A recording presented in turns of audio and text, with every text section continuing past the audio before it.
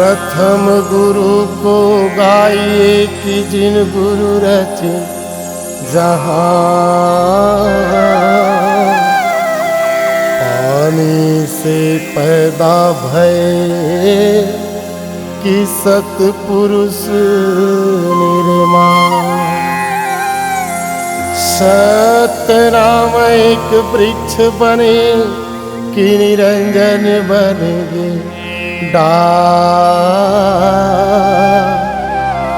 तीन देव एक शाखा बनी कि पन्ना बनी संसार। बोल गुरु घासीदास बाबा की चरण मनावा गुरु घासीदास के चरण मनावा गुरु अमरदास के। चरण मनावो गुरु घासीदास के चरण मनावो गुरु अमरदास के। चरण मनावा गुरु घासीदास के हो चरण मनावा गुरु बालक दास के। चरण मनावो गुरु घासीदास के चरण मनावो गुरु बालक दास के। बेड़ावा होइहा हो सहाय चरण मनावा गुरु घासीदास के। होवा के बेड़ावा होइहा हो सहाय चरण मनावो गुरु घासीदास के। आके बेड़ावा होइहा हो सहाय चरण मनावा गुरु घासीदास के। होवा के बेड़ावा होइहा हो सहाय चरण मनावो गुरु घासीदास के।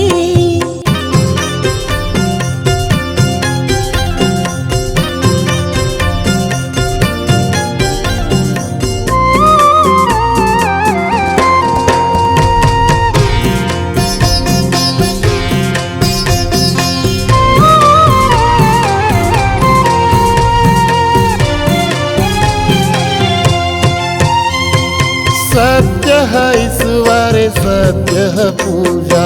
सत्य है ईश्वर सत्य है पूजा। एकर छाड़े मोर बाबा नहीं पूजन दूजा। एकर छाड़े मोर बाबा नहीं पूजन दूजा। सत्य है ईश्वर सत्य है पूजा। सत्य है ईश्वर सत्य है पूजा। एकर छाड़े मोर बाबा नहीं पूजन दूजा।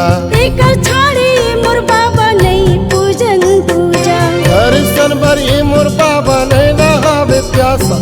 दर्शन बर ये मोर बाबा नहीं नहावे प्यासा। धरे हवन टोरी तुहर आस के। होवा के बेड़ा होइहा हो सहाय चरण मनावो गुरु घासीदास के। आके बेड़ावा होइहा हो सहाय चरण मनावा गुरु अमरदास के।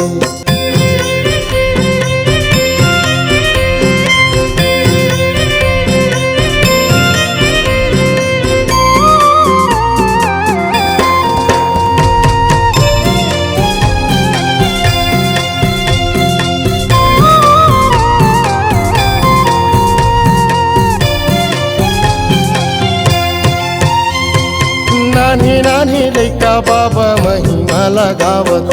नानी नानी लइका बाबा महिमा लगावत। सरधाय भक्ति के दिया ला जलावत। सरधाय भक्ति के दिया ला जलावत। नानी नानी लइका बाबा महिमा लगावत। नानी नानी लइका बाबा महिमा लगावत। सरधाय भक्ति के दिया ला जलावत। सरधाय भक्ति के दिया ला जलावत। बीच सभा में गुरु अर्जी गोहारत। बीच सभा में गुरु अर्जी गोहारत। रक्षा करी हो लाज के। होवा के बेड़ा होइहा हो सहाय चरण मनावो गुरु घासीदास के। आके बेड़ावा होइहा हो सहाय चरण मनावा गुरु घासीदास के। चरण मनावा गुरु घासीदास के। चरण मनावा गुरु अमरदास के। चरण मनावो गुरु घासीदास के चरण मनावो गुरु अमरदास के। आके